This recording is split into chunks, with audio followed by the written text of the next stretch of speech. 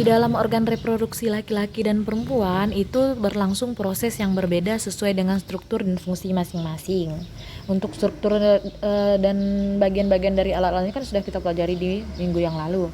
Jadi setiap organ yang diciptakan oleh Allah Subhanahu wa taala itu diciptakan, didesain sedemikian rupa sehingga sesuai untuk melangsungkan proses atau fungsi tertentu. Proses apa saja yang terjadi di dalam organ reproduksi laki-laki dan perempuan? Nah, kalau di organ reproduksi laki-laki itu proses yang pertama adalah spermatogenesis.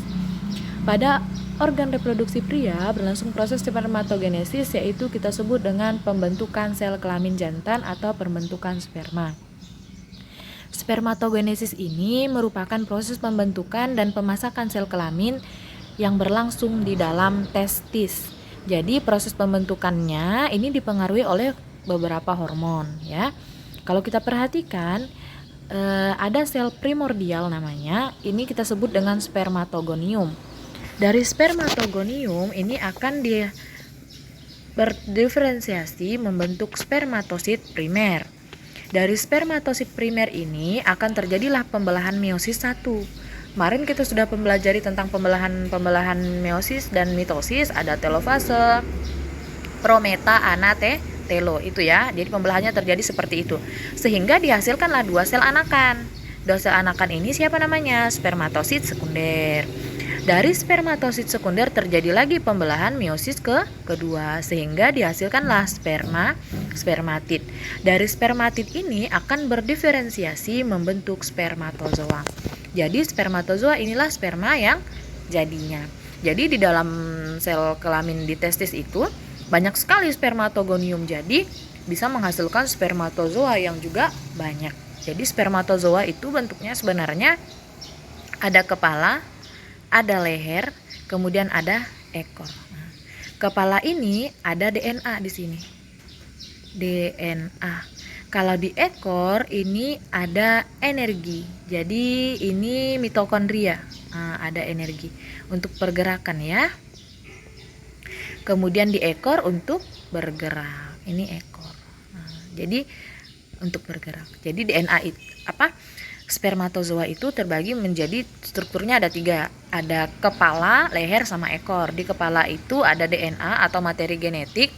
Kalau di leher itu untuk energi, ada mitokondria di situ. Kalau ekor itu untuk pergerakan.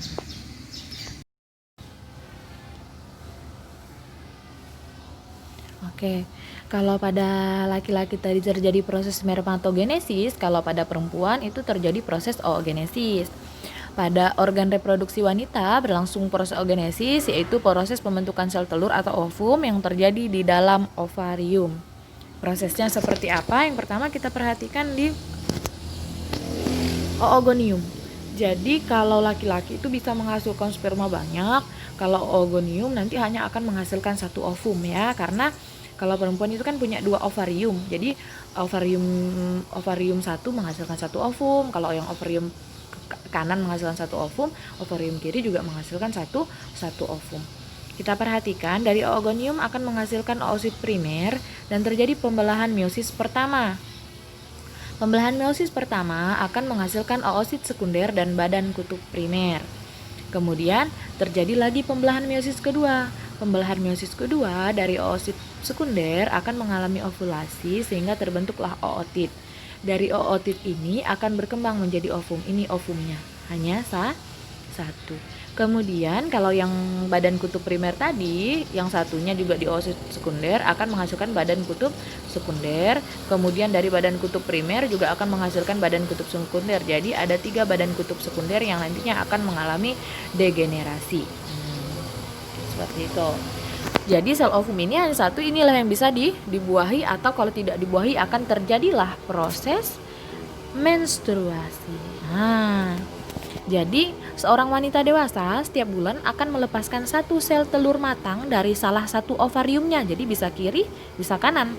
Apabila tidak terjadi fertilisasi, maka akan terjadilah pendarahan yang disertai dengan luruhnya sel telur dan lapisan endometrium.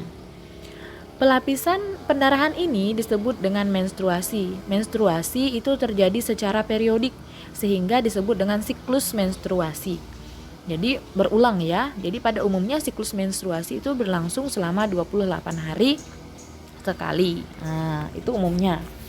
Tapi bervariasi sih, setiap individu ada yang 24 sampai 40 hari. Jadi bagaimana tahapannya bisa kita perhatikan. Jadi kalian perhatikan, itu yang warna putih, itu masuk ke dalam. Ini seperti ini, kita tunggu dulu. Oke. Perhatikan gambarnya. Oke, ovarium mengalami proses pembentukan ovum. Oke, ovumnya keluar. Jadi di sini saat ovarium itu membentuk sel telur, dinding rahim itu sebenarnya sudah mempersiapkan diri untuk menerima nanti jika ada calon janin yang masuk kalau terjadi fertilisasi. Jadi tetap menyiapkan diri si endometrium rahim ini. Jadi dinding apa yang menebal itu, yang merah-merah itu namanya dinding endometrium. Saat ovum sudah dilepaskan tetapi tidak terjadi fertilisasi, maka ovum itu akan jatuh luruh ke bawah begitu bersamaan dengan endometrium. Itulah yang disebut dengan proses menstruasi. Oke? Seperti itu ya.